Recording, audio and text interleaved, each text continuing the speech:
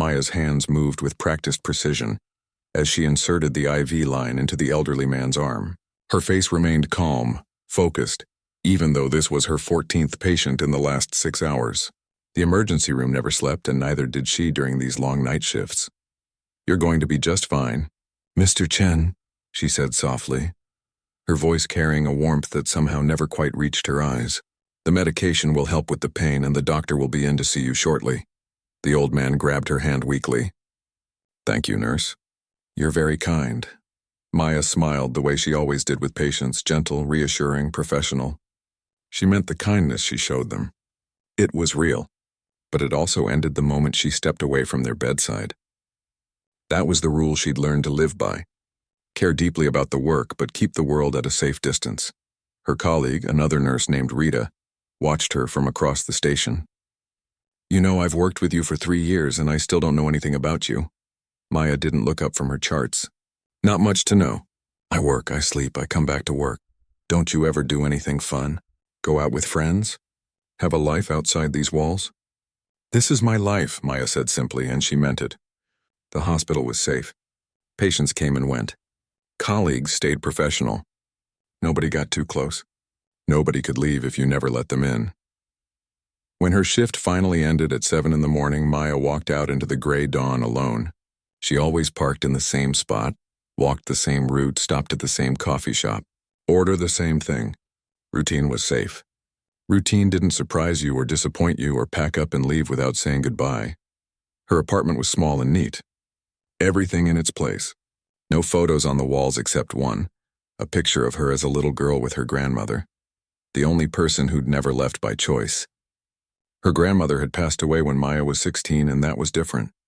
Death she could understand. It was the choosing to leave that had carved holes in her heart. She ate cereal standing at the counter, too tired to sit. Her phone buzzed with a text from an old college friend she'd been avoiding for months. "Hey stranger, still alive? Let's catch up soon." Maya stared at the message, her thumb hovering over the keyboard. She started typing 3 different responses before deleting them all and setting the phone down. What would she even say?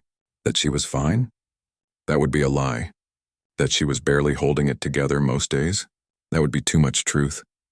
The thing about Maya that most people didn't understand was that she hadn't always been this way. There was a time long ago when she'd been an open, trusting child. She'd believed in forever and promises and people staying. Life had a way of teaching you otherwise. Her father left first. She was 7 years old, sitting at the breakfast table eating pancakes when he walked out the door with 2 suitcases. "I'll call you soon, sweetie," he'd said, kissing the top of her head. She'd believed him. She'd waited by the phone every night for 3 months before her mother finally told her to stop waiting. He wasn't calling. He'd started a new life in another state with another family.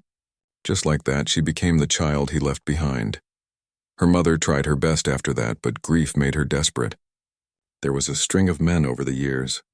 Boyfriends who came and went like seasons. Some were kind at first. Some made promises. Maya learned not to get attached. By the time she was 12, she'd perfected the art of polite distance.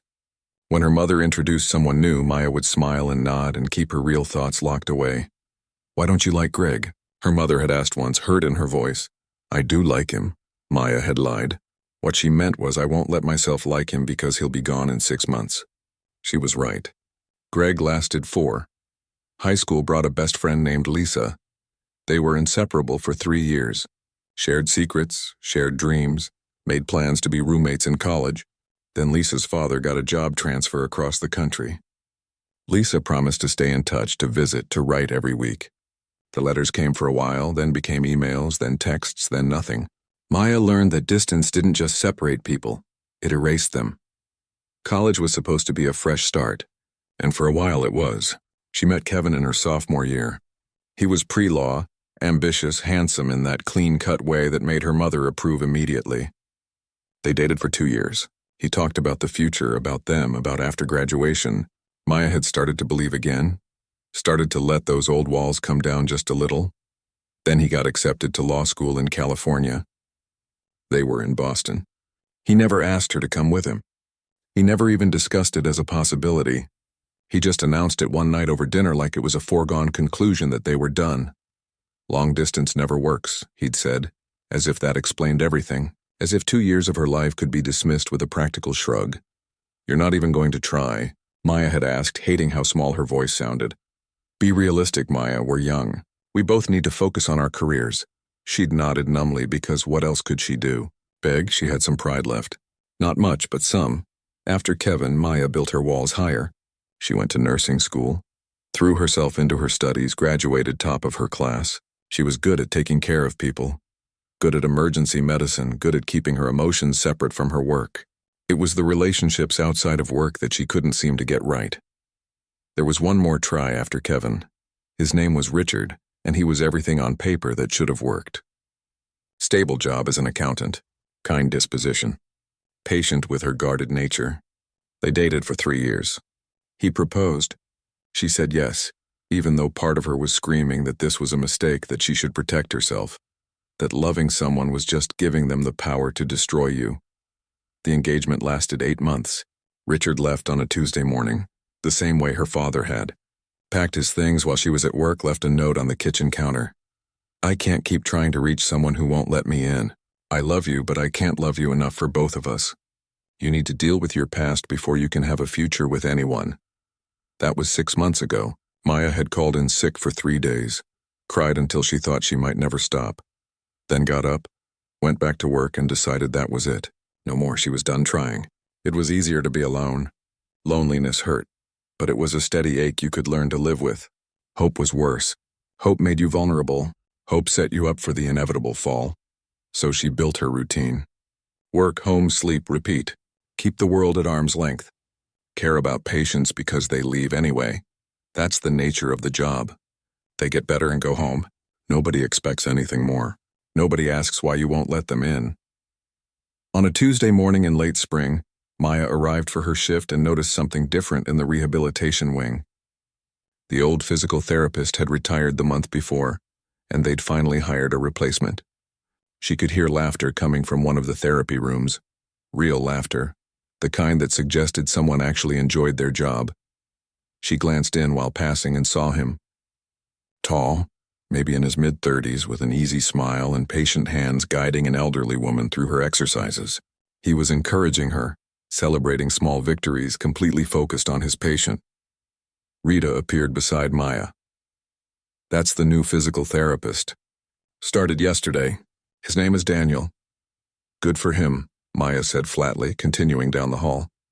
"He seems nice," Rita added. Maya didn't respond. Nice didn't mean anything. Nice was a mask people wore until they got tired of wearing it. But over the next few weeks, she kept noticing Daniel. Not because she wanted to, but because he was everywhere. He arrived early, stayed late, knew every patient's name and story. He had this way of talking to people that made them light up. Even the grumpiest patients softened around him. More than that, he had this way of noticing things. Small things. He'd remember that Mrs. Patterson liked her water with extra ice. He'd ask Mr. Rodriguez about his grandson's baseball game. He treated the janitorial staff with the same respect as the doctors. It was either genuine or he was the best actor Maya had ever seen. Their first real interaction came 3 weeks after he started. Maya was having a particularly brutal shift. They'd lost a patient, a young mother who'd come in after a car accident. They'd done everything right, followed every protocol, but sometimes everything right wasn't enough. Maya was good at compartmentalizing, at keeping her emotions locked away until she got home, but this one hit different. She was restocking supplies in the medication room, moving mechanically when Daniel appeared in the doorway. "Rough night?" he asked. Maya didn't look up. "They're all rough. I heard about the patient." "I'm sorry. It happens." Her voice was clipped, professional, dismissive. "He didn't leave. Does it get easier?" The question surprised her enough that she paused and actually looked at him. His eyes were kind but serious. He genuinely wanted to know. "No," she said honestly. "You just get better at carrying it." He nodded slowly. "That sounds lonely." Maya felt something crack in her chest, just a hairline fracture in the wall she'd built. She covered it quickly. "I should get back to work. Of course. I just wanted to say, what you do matters. I see how you are with patients. You really care." She wanted to snap at him, to tell him he didn't know anything about her. Instead, she just said thanks and left the room. But his words stayed with her. Over the following weeks, Daniel kept showing up, not in an intrusive way, just in the natural rhythm of the hospital. A nod in the hallway, a shared break room, while they both grabbed coffee at 3 in the morning. A consultation about a patient's mobility issues. He never pushed, never pried, but he was consistently kind in a way that made Maya uncomfortable because she didn't know what to do with it. One night, he found her in the break room during her lunch break at 2 in the morning. She was eating yogurt and reading a medical journal, her usual routine. He grabbed a coffee and sat down across from her without asking. "Do you mind?" he said after he'd already sat, a slight smile on his face. "Would it matter if I did?" "Probably not. I'm stubborn that way." He took a sip of his coffee. "So you're always reading medical journals? Even on your break?" "I like to stay current. No novels? No magazines? No mindless phone scrolling like the rest of us?" Maya closed the journal. "Is there a point to this conversation?" "Just making conversation. That's what colleagues do. We are colleagues. We consult on patients. That's sufficient." Daniel studied her for a moment, and Maya felt seen in a way that made her want to run from the room. "You know," he said slowly, "most people who work this hard at keeping others away are usually protecting something. I'm not interested in amateur psychology." "Fair enough." He stood up, taking his coffee with him. "For what it's worth, I think you're more interesting than you want people to know. Good night, Maya." He left before she could respond, and she sat there feeling off balance in a way she hadn't in years. 2 weeks later, after a night where they'd worked together to stabilize a patient with multiple injuries, Daniel found her again. The shift was ending, the sun was coming up, and Maya was exhausted in that bone-deep way that came from 12 hours of high-stress medicine. "Can I buy you coffee?" he asked as they walked toward the parking lot. "I'm going home to sleep." "Fair, but humor me for 20 minutes. There's a place right around the corner. Best coffee in the city, or so I'm told." Maya stopped walking and turned to face him. This was the moment. The moment where she could say no, keep her walls up, maintain her safe distance. The smart move. The safe move. But something about the way he was looking at her, patient, genuine, with no hidden agenda, made her pause. "Why?" she asked. "Why what?" "Why do you want to have coffee with me?" "You don't know me. I'm not particularly friendly. There are plenty of other people here who would love to be your friend." Daniel smiled. "Because I think you're interesting. Because I think there's a whole person behind that professional mask you wear. Because I like talking to you even when you're prickly. And maybe because I think you could use a friend, even if you won't admit it." Maya felt her throat tighten. She wanted to say no. Every instinct screamed at her to walk away, go home, keep herself safe. But a smaller voice, one she'd been ignoring for years, whispered, "What if?" "One coffee," she heard herself say. "But don't expect me to be charming. I'll take my chances." As they walked toward his car, Maya felt terrified in a way that had nothing to do with her job. She was good at saving lives in the emergency room. It was her own heart she'd never figured out how to protect. The coffee shop was small and warm, the kind of place where the owner knew regular customers by name. Maya sat across from Daniel in a corner booth, her hands wrapped around a mug of coffee she wasn't drinking. She felt awkward, exposed, like she'd forgotten how to be a normal person having a normal conversation. "So," Daniel said, adding sugar to his coffee, "tell me something about yourself that has nothing to do with work." Maya stared at him. "I don't really do that." "Do what?" "Talk about myself. Personal stuff." He nodded like this didn't surprise him at all. "Okay, then I'll go first. I grew up in foster care. Bounced around between 7 different homes before I aged out of the system at 18. Maya looked up sharply. She hadn't expected that. That must have been hard. It was what it was. Some homes were okay, some weren't. But I learned early that family isn't always about blood. Sometimes it's about the people who choose to show up for you. He took a sip of coffee. When I was 15, I landed with this couple, the Johnsons. They were older, couldn't have kids of their own. They didn't adopt me officially, but they treated me like I was theirs. Mrs. Johnson taught me to cook. Mr. Johnson helped me apply to colleges. They came to my graduation from physical therapy school. "That's nice," Maya said quietly, "that they did that for you." Mrs. Johnson passed away 2 years ago. Cancer. It was fast and brutal, and I was with her until the end. His voice was steady, but Maya could hear the grief underneath. "Mr. Johnson is in a nursing home now. I visit him twice a week. He doesn't always remember who I am anymore, but I show up anyway. Maya felt something shift in her chest. She'd expected Daniel's kindness to come from someone who'd had an easy life, who didn't understand loss. But here he was, someone who'd known abandonment and grief, and he'd somehow come out of it still believing in people. It didn't make sense to her. "I'm sorry about Mrs. Johnson," she said. "Thank you. The point I'm making is that I get it. Loss, people leaving. It's not theoretical to me." He looked at her directly. "But I decided a long time ago that I wasn't going to let fear of losing people stop me from loving them while they're here." Maya felt her walls going up automatically. "That's very philosophical." "It's survival," he corrected gently. "The alternative is living half a life." She wanted to argue with him, to tell him that her way was safer, smarter. Instead, she changed the subject. "How did you end up in physical therapy?" Daniel let her redirect, and they spent the next hour talking about easier things. His work, her work, the ridiculous hospital coffee, the patients they found most memorable. Maya found herself relaxing slightly, even laughing once when Daniel told a story about a patient who'd tried to do physical therapy exercises while simultaneously texting his girlfriend. When they finally left the coffee shop, the sun was fully up and the city was awake around them. Maya felt tired but also strangely energized, like she'd just done something brave. "Same time next week?" Daniel asked as they reached the parking lot. Maya hesitated. This was where she should say no, should end this before it became a pattern. But instead she heard herself say, "Okay, next Tuesday." That one coffee became a routine. Every Tuesday after their night shift, they'd go to the same coffee shop. Sometimes they talked about work. Sometimes Daniel shared stories about his foster siblings, the other kids he'd grown up with who he still kept in touch with. Sometimes Maya found herself sharing small things too, carefully curated pieces of her life that felt safe enough to reveal. 6 weeks into their Tuesday tradition, Daniel asked about her family. "Not much to tell," Maya said automatically. "My dad left when I was 7. My mom did her best, but we're not close. That's about it." "No siblings?" "Nope, just me." "That sounds lonely." Maya shrugged. "You get used to it." Daniel was quiet for a moment, stirring his coffee. "Can I ask you something, and will you give me an honest answer?" "Depends on the question."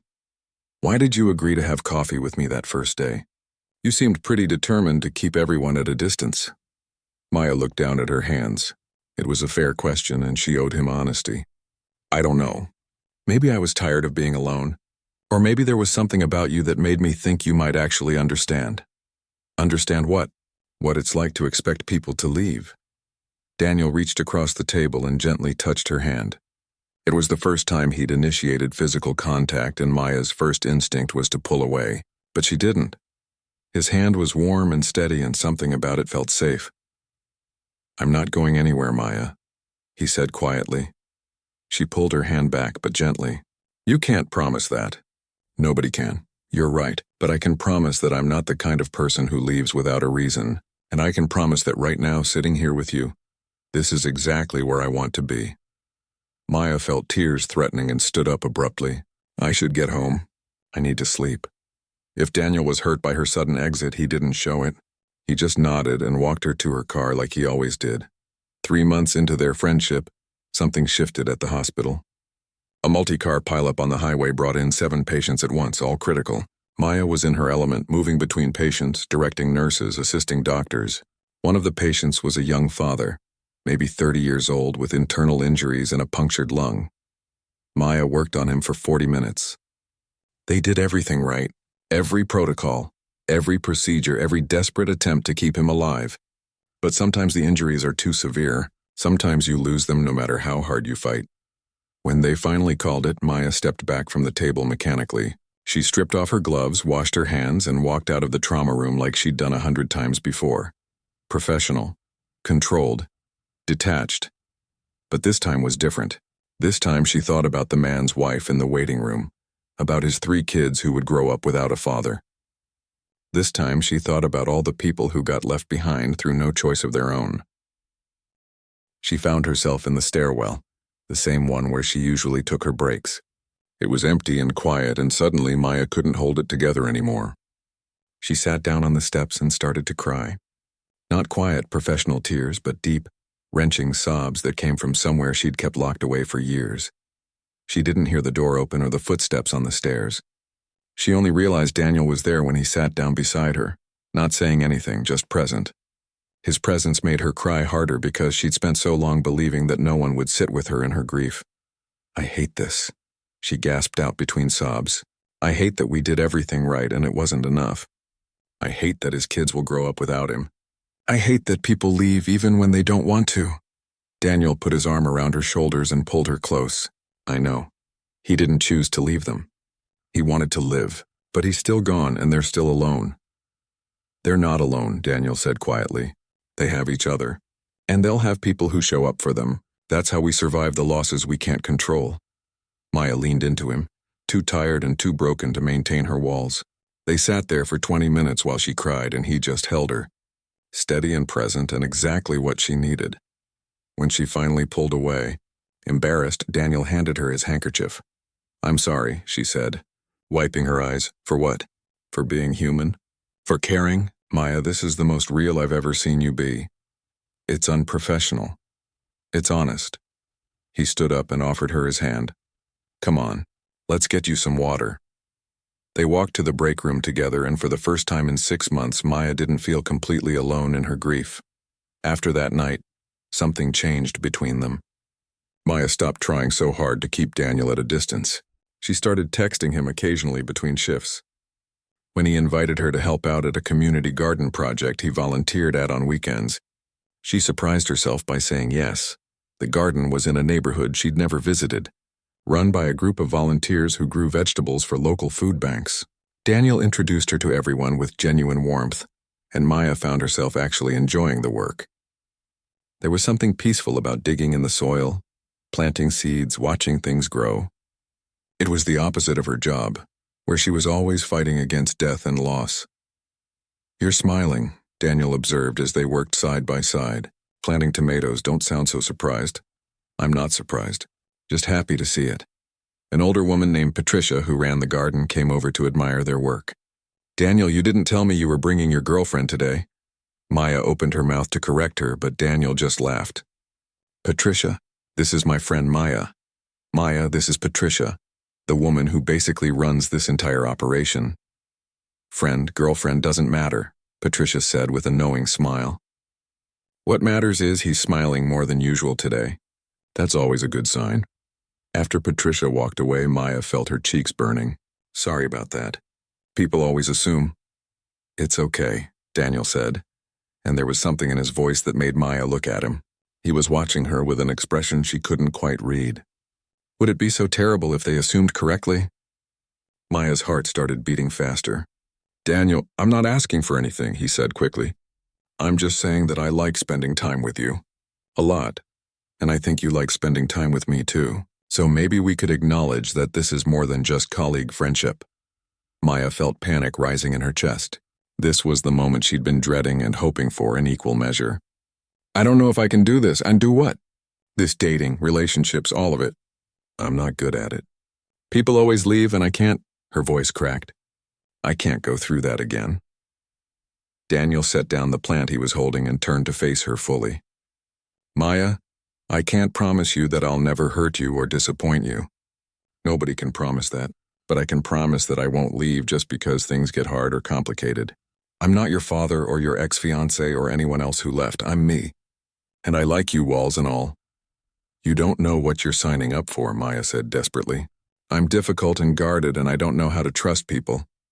Then we'll figure it out together. One day at a time."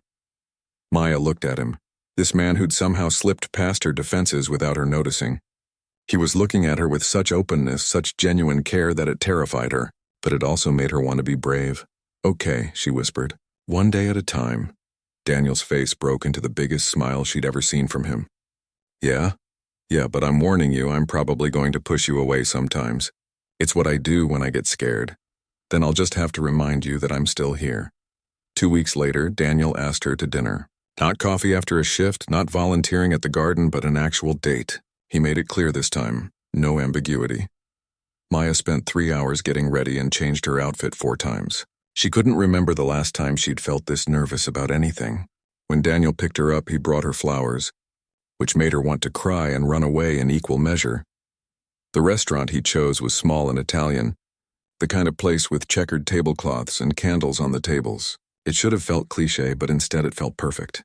They talked about everything and nothing. Daniel told her about a patient who'd made him laugh that day. Maya shared a story about her grandmother that she hadn't told anyone in years. Halfway through dinner, Daniel reached across the table and took her hand. "Thank you for giving this a chance.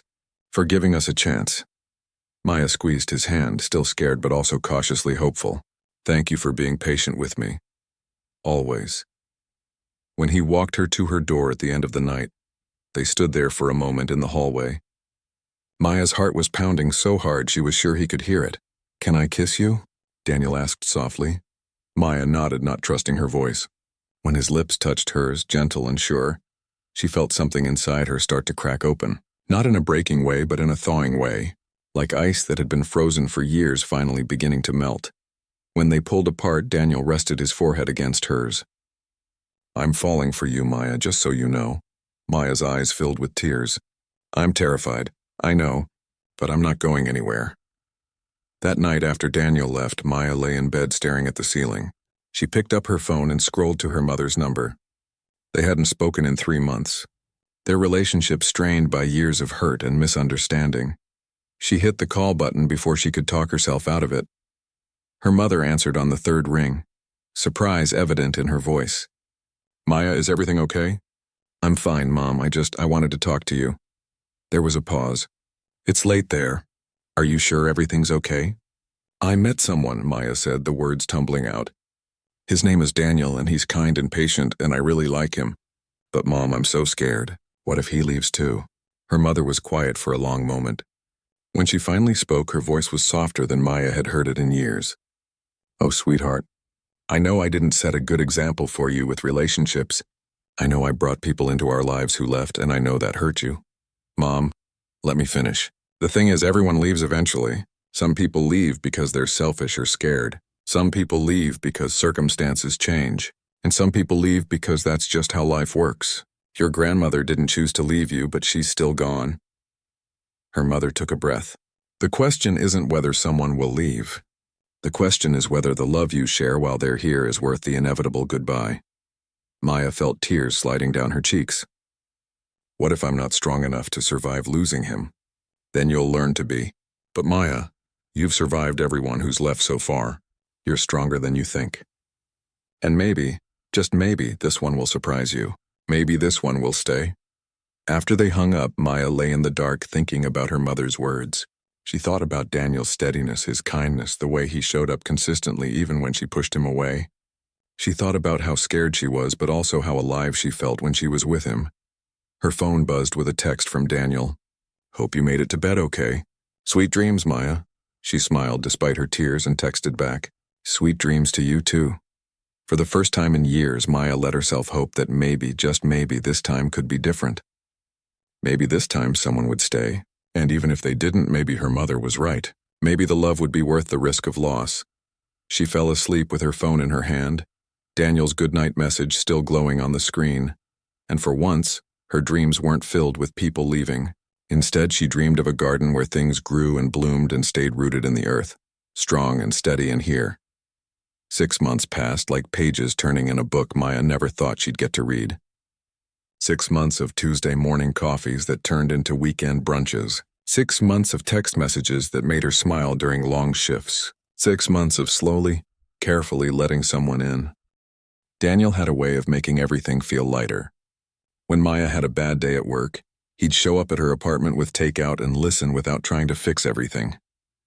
When she pulled away, scared by how much she was starting to need him, he gave her space but never disappeared completely. A text here, a funny meme there, just enough to remind her he was still around. Her colleagues noticed the change. Rita cornered her one day in the supply room with a knowing grin. "So you and Daniel are definitely together, right? Because you actually smiled at morning rounds today. I didn't know your face could do that." Maya felt her cheeks warm. "We're seeing each other, yes. It's about time. He's been crazy about you since day one. Everyone could see it except you." "I'm not good at this stuff," Maya admitted. Rita's expression softened. "None of us are, honey. But you look happy. That's what matters. Happy." It was such a simple word, but Maya realized Rita was right. She was happy.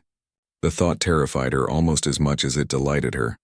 That weekend, Maya's mother called to say she was coming to visit. They'd been talking more regularly since that late-night phone call, slowly rebuilding bridges that had been burned for years. But a visit felt different. It felt real and potentially overwhelming. "My mom's coming next weekend," Maya told Daniel that evening as they cooked dinner together in his apartment. It had become their Sunday routine, taking turns cooking in each other's kitchens. "That's good, right?" Daniel asked, chopping vegetables with practiced ease. "I don't know. We haven't seen each other in 2 years. What if it's awkward? What if we just end up fighting like we always do?" Daniel set down his knife and turned to face her. "Do you want me there? When she visits?" Maya looked up at him, surprised. "You'd do that? Sit through an awkward dinner with my mother?" "Maya, I'd sit through 100 awkward dinners if it meant supporting you. Besides, I'd like to meet her. She raised you, so she can't be all bad." The visit came faster than Maya was ready for. Her mother arrived on a Friday evening, looking older than Maya remembered, but with the same nervous energy she'd always carried. They hugged awkwardly at the door, both trying too hard. "Your apartment is nice," her mother said, looking around. "Smaller than I expected." "It's enough for me," Maya replied, already feeling defensive. Dinner that first night was tense. They made small talk about her mother's flight, the weather, safe topics that didn't require them to actually connect. Maya could feel all her old patterns emerging, the walls going back up, the emotional distance she'd perfected as a child. The next evening, Daniel came over as planned. Maya had warned him it might be uncomfortable, but he'd insisted. When her mother opened the door to let him in, Maya watched them meet for the first time. "Mrs. Kapoor, it's wonderful to meet you," Daniel said warmly, shaking her hand. "Maya's told me a lot about you." Her mother glanced at Maya with surprise. "She has?" "Of course. She mentioned you taught her to cook, that you worked 2 jobs to put her through college. Those aren't small things." Maya saw her mother's eyes get shiny. It was true she had mentioned those things to Daniel, usually late at night when her guard was down. But hearing him say them out loud to her mother felt like watching 2 parts of her life connect that she'd kept carefully separated. Dinner started the same way as the night before, polite and careful. But then Daniel started asking questions, real questions, and somehow his presence made the conversation possible. "How did you decide to become a nurse, Maya?" her mother asked at one point. Maya shrugged. "I wanted to help people." "It's more than that," Daniel interjected gently. "Tell her about your grandmother." Maya shot him a look, but he just smiled encouragingly. She took a breath. "Grandma got sick when I was 16. I spent a lot of time at the hospital with her those last few months. I saw how the nurses treated her with dignity and kindness even at the end. I wanted to be able to do that for people, to be there during the worst moments and make them a little less awful." Her mother wiped her eyes. "Your grandmother would be so proud of you." "I'm proud of you too, even if I haven't said it enough." "Mom, no, let me say this." Her mother looked directly at her. "I know I wasn't the best mother. After your father left, I was so scared of being alone that I kept bringing men into our lives who weren't right. I made you feel like people were disposable, like love was temporary. That wasn't fair to you." Maya felt her throat tighten. "You did your best. My best wasn't good enough. And I'm sorry for that. I'm sorry you grew up feeling like everyone leaves." The words hung in the air, years of hurt and misunderstanding wrapped up in one honest admission. Maya didn't know what to say. Daniel reached over and squeezed her hand under the table, a silent reminder that he was there. "I learned to expect people to leave," Maya said finally, her voice shaking. "I learned to protect myself by not letting anyone get too close. It's made me good at my job, but it's made everything else really hard. And yet here you are," her mother said, looking between Maya and Daniel, "taking a chance anyway." "Terrified the whole time," Maya admitted. "That's the only way to do it, sweetheart." Terrified, but trying anyway. After her mother left that night, Maya stood in Daniel's arms in her kitchen, crying for the second time since they'd met. "That was the most honest conversation I've ever had with her," she said into his shoulder. "I'm glad I could be here for it.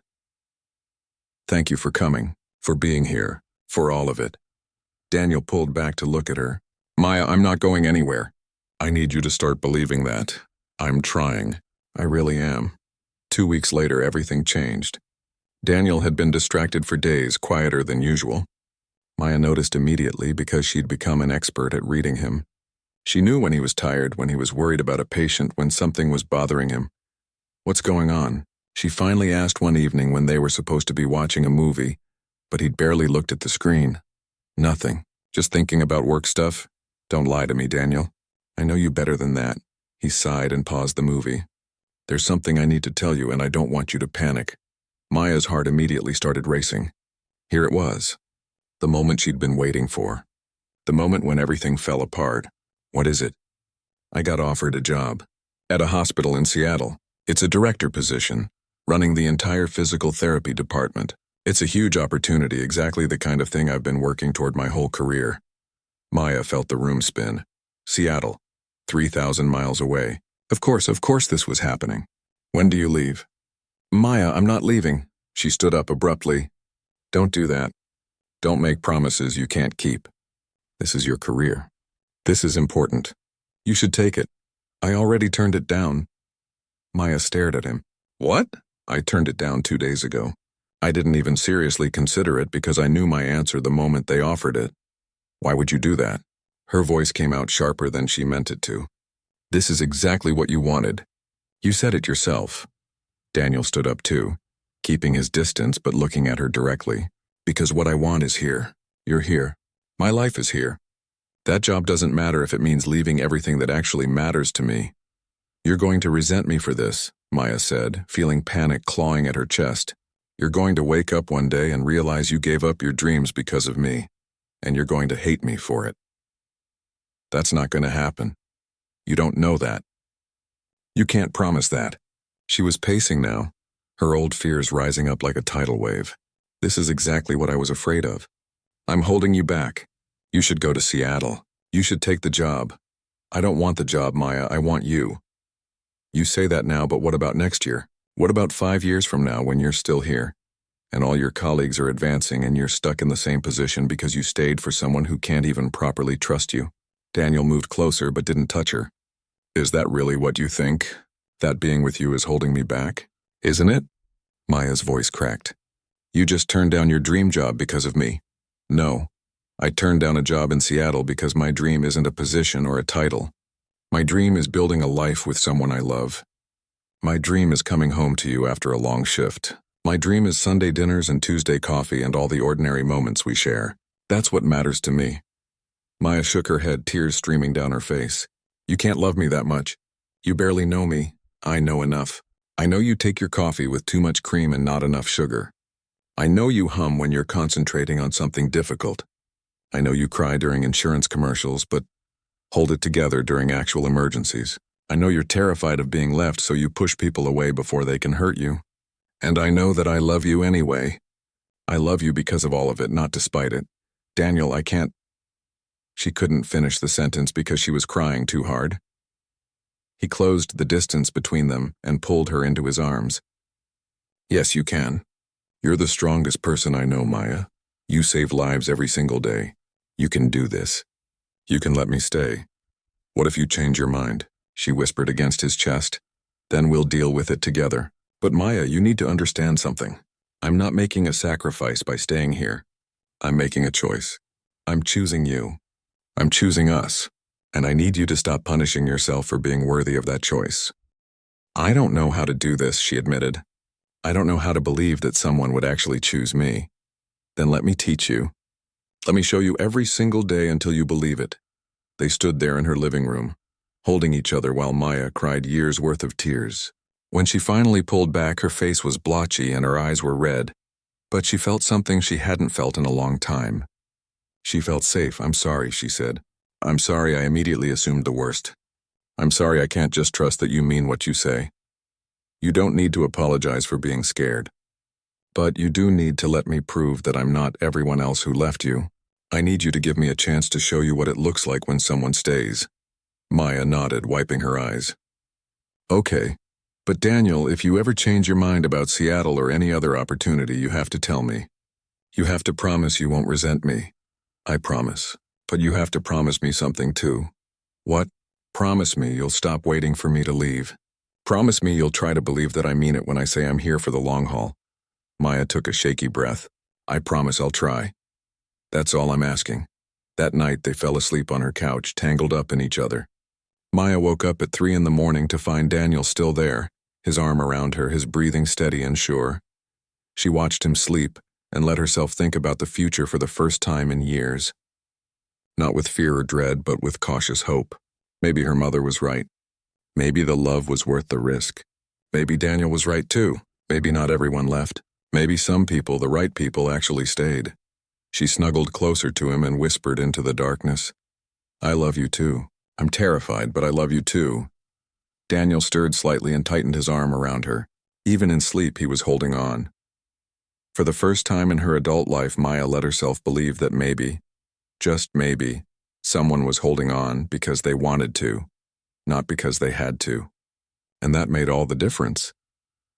A year and 3 months after their first coffee together, Maya stood in what was now their shared apartment, packing the last of her things from her old place. Daniel came up behind her and wrapped his arms around her waist. "Having second thoughts?" he asked, kissing her temple. Maya leaned back into him. "About moving in with you? No. I'm just thinking about how different everything is now." The apartment was bigger than either of their old places, with space for both of them and all their things. Daniel's cooking equipment lived next to Maya's collection of medical textbooks. His photos of the community garden hung beside the picture of her grandmother she'd kept all these years. In the corner, a dog bed waited for the rescue they were planning to adopt next week. It felt like a real home. "Their home? Different good or different scary?" Daniel asked. "Both, mostly good." She turned in his arms to face him. "I never thought I'd have this. Someone to come home to. Someone who wants to build a life with me.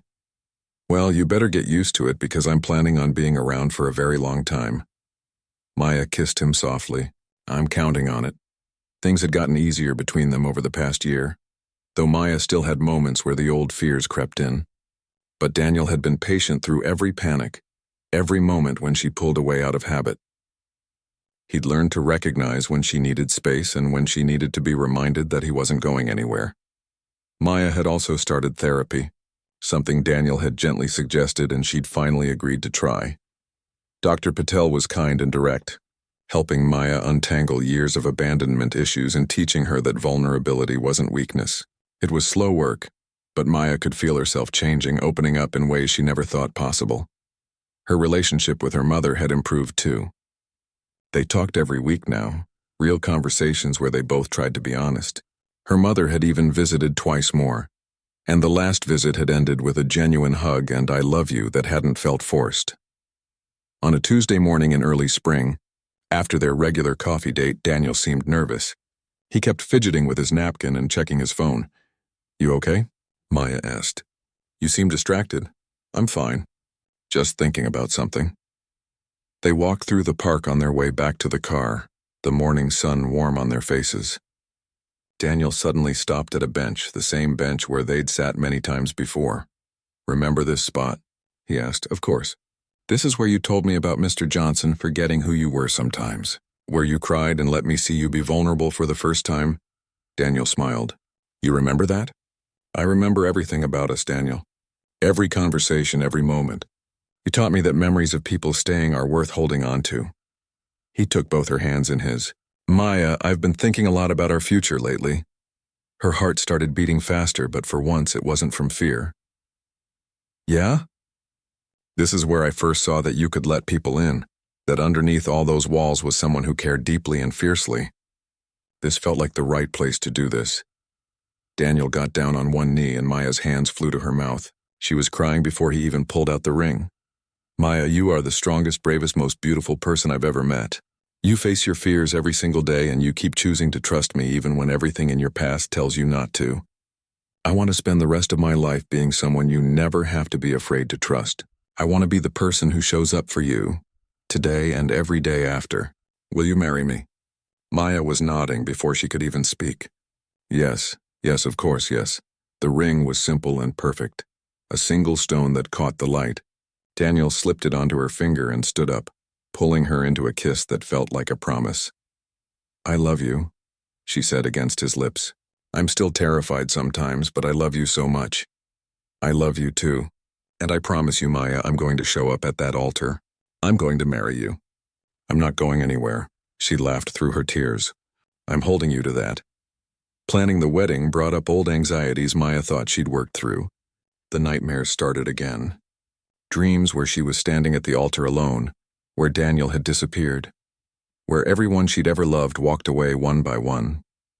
She'd wake up gasping and Daniel would be right there pulling her close. I'm here, he'd whisper in the dark. I'm right here. After one particularly bad nightmare, Maya sat up in bed, her heart pounding. What if you don't show up? What if something happens? What if... Daniel turned on the lamp and took her face in his hands. Look at me. Maya, look at me, she met his eyes. I am going to show up. Nothing short of death will keep me from marrying you. And even then I'd find a way. Do you understand? I've shown up every single day for almost 2 years. I'm not stopping now. People make promises and break them all the time, Maya said, hating how small her voice sounded. You're right. Some people do. But you need to understand something about me. When I make a promise, I keep it. When I commit to something, I follow through. That's who I am, Maya. That's who I've always been. And I am committed to you. What if we just eloped? Maya asked suddenly. What if we went to the courthouse tomorrow and just did it? No big ceremony, no waiting, no chance for anything to go wrong? Daniel was quiet for a moment. Is that what you really want? Or is that fear talking? Maya closed her eyes. Dr. Patel had taught her to ask herself that same question. Was this what she wanted, or was this her trying to control the uncontrollable? I don't know. I just keep thinking about standing there in a wedding dress, waiting, and you not coming. Then let me make this very clear. We can elope tomorrow if that's truly what you want. We can have a big wedding. We can do whatever makes you feel most comfortable. But either way, I'm showing up. I've shown up every day for you. I showed up when you pushed me away. I showed up when you told me I should take the Seattle job. I showed up through every panic and every doubt. I'm not going to stop showing up now. Maya leaned her forehead against his. I want the wedding. I want our friends there. I want my mom there. I want to say vows in front of people and celebrate with everyone we love. Then that's what we'll do. But Maya, you have to promise me something. What? Promise me you'll talk to me when these fears come up. Promise me you won't let them build up until they become overwhelming. We're a team now. Let me help carry this with you. Okay, I promise. 3 months before the wedding, Daniel started getting headaches. At first they were mild, occasional. He'd take some medicine and they'd go away. But they got worse. More frequent, stronger. Maya noticed immediately. You need to see a doctor. It's probably just stress. Wedding planning, work, all of it. Daniel, I'm a nurse. I know what stress headaches look like, and this isn't it. Please, just get checked out.